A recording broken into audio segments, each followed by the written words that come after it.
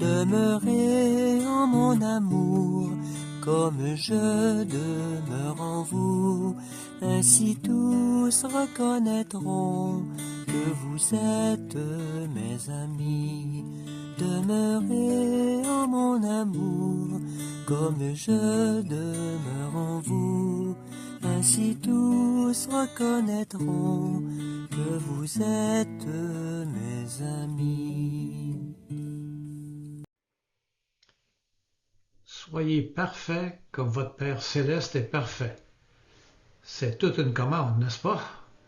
Bonjour à toutes et à tous en ce deuxième samedi du Carême, le 15 mars 2025. Gloire au Christ, parole éternelle du Dieu vivant. Gloire à toi, Seigneur. Voici maintenant le moment favorable. Voici maintenant le jour du salut. Gloire au Christ, parole éternelle du Dieu vivant. Gloire à toi, Seigneur Jésus. Évangile de Jésus-Christ selon saint Matthieu. Gloire à toi, Seigneur Jésus.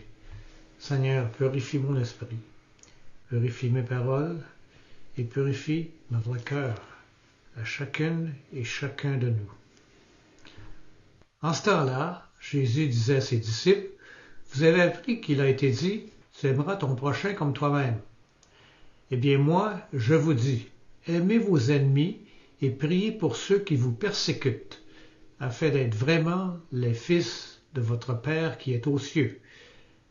Car il fait lever son soleil sur les méchants et sur les bons. Il fait tomber la pluie sur les justes et sur les injustes.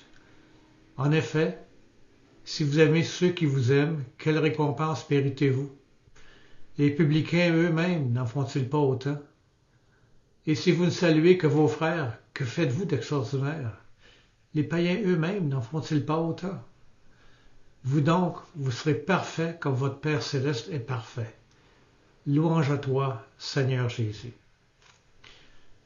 Dans ce passage de l'Évangile de saint Matthieu, Jésus nous invite à une forme d'amour radical et contre-intuitive. Aimer nos ennemis.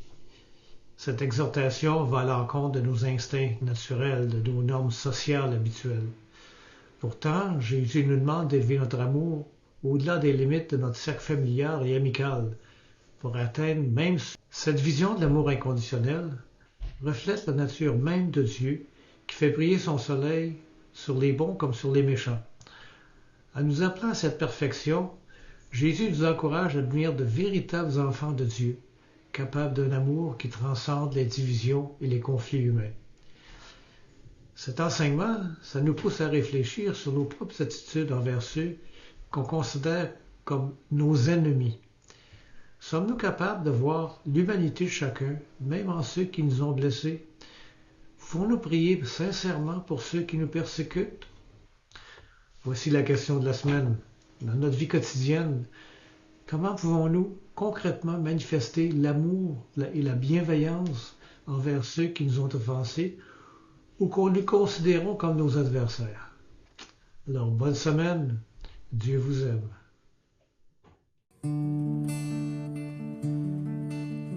Dieu a semé la parole comme on sème le grain pour que les blés du royaume lèvent jusqu'à la fin. Dieu a semé la parole comme on sème le grain pour que les blés du royaume lèvent jusqu'à la fin.